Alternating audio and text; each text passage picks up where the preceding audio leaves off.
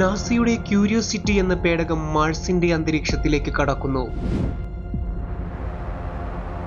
നാസയൊരു mini lab തന്നെ load ചെയ്ത curiosity ചൊവ്വയിൽ കോടിക്കണക്കിന് വർഷങ്ങൾക്ക് മുമ്പ് ഭൂമിയിലെ തടാകത്തോട് സാമ്യപ്പെട്ട പണ്ടിവിടെ ജലമുണ്ടായിരുന്നു എന്ന് വിശ്വസിക്കുന്ന ഗെയിൽ ക്രെക്ടർ എന്ന സ്ഥലത്ത് വിജയകരമായി ലാൻഡ് ചെയ്യുന്നു.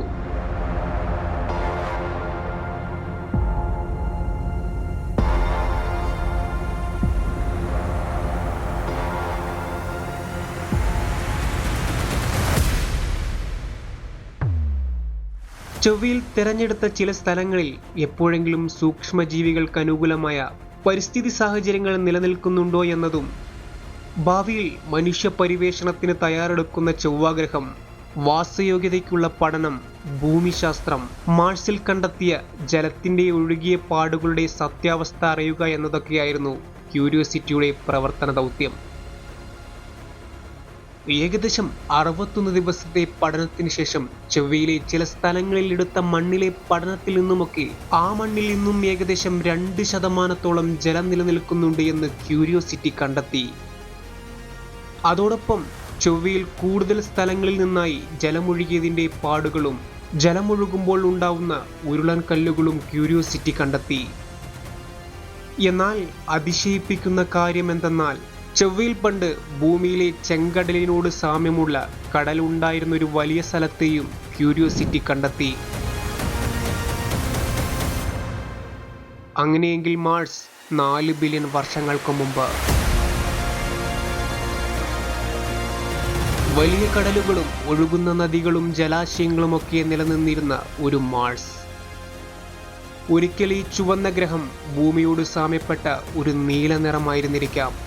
അന്ന് ചൊവ്വയിലെ 4 ഭാഗവും ജലത്താൽ മൂടപ്പെട്ടിരിക്കാം. എന്തൊരു അത്ഭുതമാണല്ലേ! ഒരു പക്ഷേ അന്നവിടെ ജീവൻ പോലും ഉണ്ടായിരുന്നിരിക്കാം. എന്നാൽ നമ്മളത് കണ്ടെത്തണമെങ്കിൽ ആരെങ്കിലും അവിടെ പോയി ഫിസിക്കലായി അവിടുത്തെ മണ്ണ് കുഴിച്ചെടുത്ത് ഫോസിൽ കണ്ടെത്തിയാൽ മാത്രമേ നമുക്കത് സ്ഥിരീകരിക്കാൻ സാധിക്കുകയുള്ളൂ. നമ്മുടെ ഭൂമിയിൽ ജലമുണ്ടായി എന്ന് വിശ്വസിക്കുന്ന തിയറി പോലെ തന്നെയാണ് മാർസിലും ജലം വന്നതിനെപ്പറ്റി ഒരു വിഭാഗം ശാസ്ത്രജ്ഞർ കരുതുന്നത്. അതായത് ജലം ഐസിന്റെ രൂപത്തിൽ നിലനിൽക്കുന്ന ഏതെങ്കിലും ഒരു വാൽനക്ഷത്രത്തിൽ നിന്നോ അതല്ലെങ്കിൽ ഏതെങ്കിലും ഒരു ആസ്ട്രോയിഡിന്റെയൊക്കെ പതനത്തിൽ നിന്നുമാകാം ഇവിടെയും ജലമുണ്ടായത് എന്ന് കരുതപ്പെടുന്നു. അങ്ങനെയെങ്കിൽ മാർസിലെ ആ ജലമെല്ലാം എവിടെ പോയി?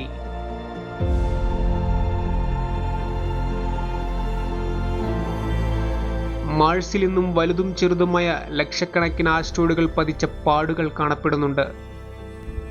മാർസ് 3.5 ബില്യൺ വർഷങ്ങൾക്ക് മുമ്പ്.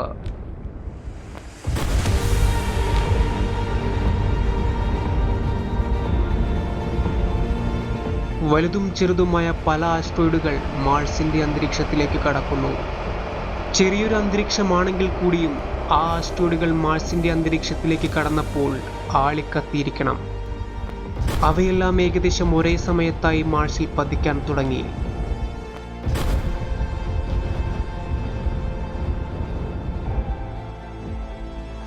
തുടർന്നുണ്ടായ ശക്തമായ താപനിലയിൽ ചൊവ്വയിലെ ജലം പതിയെ നീരാവിയാവാൻ തുടങ്ങി. മാത്രമല്ല, സൂര്യനിൽ നിന്നും അന്നുണ്ടായ ചില സോളാർ ഫ്ലെയർ മാർസിന്റെ അന്തരീക്ഷത്തെ ബാധിച്ചിട്ടുണ്ടാവാം. അതോടൊപ്പം ആസ്ട്രോയിഡുകളുടെ പതനത്തിൽ ഉണ്ടായ മാറ്റങ്ങൾ കൊണ്ടെല്ലാം മാർസിന്റെ അന്തരീക്ഷം നശിക്കുന്നു. അങ്ങനെ നീരാവിയായ ജലകണികകൾ നേരിട്ട് പ്രപഞ്ചത്തിൽ ലയിക്കാൻ തുടങ്ങി.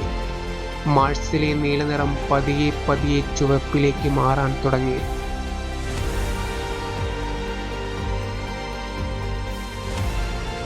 മാർസ് പതിയെ തണുക്കാൻ ആരംഭിച്ചു.